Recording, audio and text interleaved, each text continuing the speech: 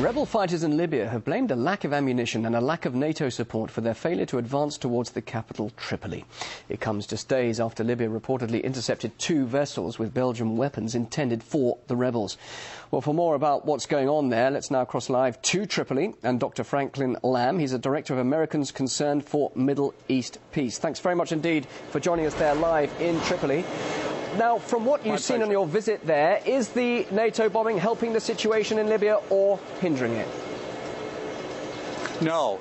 I think it's certainly injuring it, because besides the fear that we're seeing here among the young people and the children, I just came from a meeting of the Children's Foundation here no longer than half an hour ago, and the numbers of traumas for the children and the fears and the medical attention needed for some and the psychological consultation has dramatic uprise in that, and that's just to do with the children. But no, the bombing needlessly puts the population on edge. It increases anxiety and anger. If NATO is trying to weaken the regime, it seems to me that, as history teaches us, when you bomb a population, often they unite behind the government of the day, and rather than breaking the connection between the people and the leadership, it seems to increase it. So I can see of no value or virtue whatsoever about the NATO bombing that's been happening here since we've arrived. Well, NATO says it's not bombing the population, it's bombing military targets. From your visit, what you've seen there so far, is that true? Yes.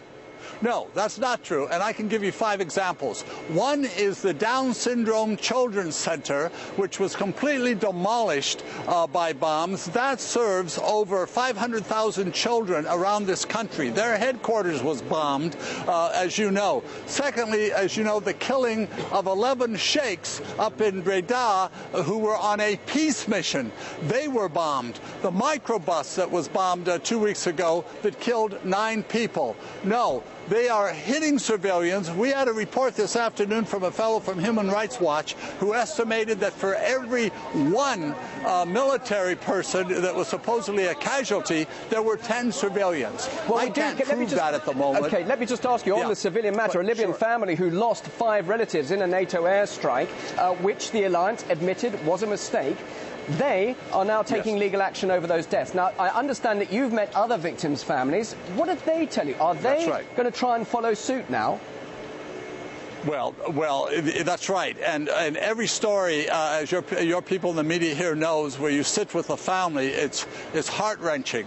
When any member loses a family here, the same as around the world. So there are that family you mentioned pursuing legal action, but also others who are exploring that possibility of holding NATO responsible, because NATO and their commanders do not enjoy impunity. What they want people around the world, I think, for any sort of crime like this, and it is a crime of killing civilians, it's not excusable, however many collateral damage arguments we have with the kind of precision weaponry and the laser targeting. This is inexcusable. It's careless, it's negligent, it's criminal. So I suspect that there will be lawsuits and litigation filed against those responsible. Dr. Lamb, I'm holding in my hand an article you've just posted from Tripoli entitled Countdown to Invasion. Is there really a feeling among the Libyans, particularly around the Tripoli area, that an invasion is imminent? And if so, by whom? Well, yes, I would like to say that. We've gone to a lot of meetings and we've talked to a lot of people, and that's maybe the key topic now. And the argument goes like this. NATO cannot afford this loss. It was a mistake. Obama, whose election may be on the line, cannot afford a defeat. And the victory comes, like supposedly as in Saddam and Osama, you've got to kill the bad guy. So it looks to us like it's now a game of targeting the leadership. Otherwise, NATO loses. If NATO loses, the consequences are enormous. There's enormous trillion-dollar financial consequences for those members of the NATO countries who are seen as aggressors and invaders here. So the feeling is that they've got to do something. The only thing they can do, possibly, to achieve a victory is either assassinate Gaddafi and some of his circle, or to do that they might have to come on the ground.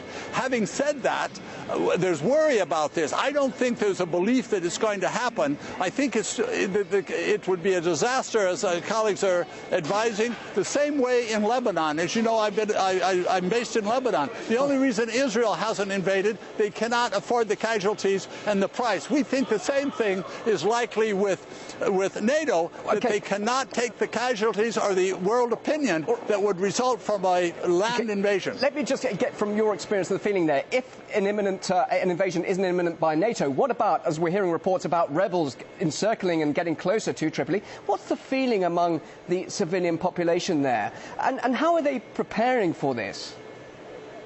Yes, well, I spent last week visiting neighborhood committees. Think of them as neighborhood watch. Over 1 million have been armed. I've seen women, some as old as in their 60s and one woman in her 70s, training. I think we're going to see a popular militia, a popular army emerge from the neighborhoods if there's an invasion. So therefore, I am not competent can I quickly ask you then, if that's the case, do they not welcome those arms shipments coming in from foreign sources? They need those arms, don't they? Do they not welcome those reported arms deliveries? I think I missed your question. I don't know what the rebels' view. The rebels' view is, I think that they want the arms shipments. Of course, the people here consider that a betrayal and a violation of UN Security Council Resolution 1973 that France and Qatar are supplying weapons. It exceeds the mandate, as you know, of that resolution. As far as the rebels advancing, I'm frankly ignorant of the degree to which they're doing that. The reports are that NATO will clear an area and usher them a few kilometers. NATO leaves, and then there's a struggle, and sometimes they get pushed back. But it is clear that NATO, from my point of view, that NATO has joined the side of promoting the rebels against the government. Again, a clear violation of 1973. Dr. Franklin Lamb, we'll have to leave it there. Thanks very much indeed for joining us live there in Tripoli. My pleasure. Thank you.